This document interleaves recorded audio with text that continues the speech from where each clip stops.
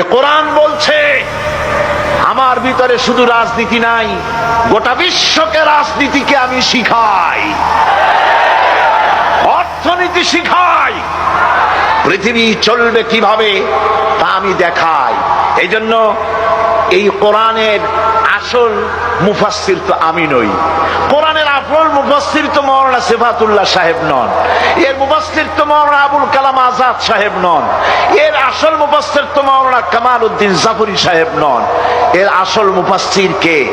কোরআনের আসল মুফাসসির, genuine authentic interpreter, আল্লাহর পক্ষ থেকে নিয়োগ প্রাপ্ত মূল মুফাসসির যিনি, মূল তরজমানুল কোরআন, কোরআনের ভাষ্যকার যিনি, তিনি হচ্ছেন সর্বকালের সর্বযুগের সর্বশ্রেষ্ঠ মহামানব বিশ্বনবী জনাবে মুহাম্মদ রাসূলুল্লাহ সাল্লাল্লাহু আলাইহি ওয়াসাল্লাম।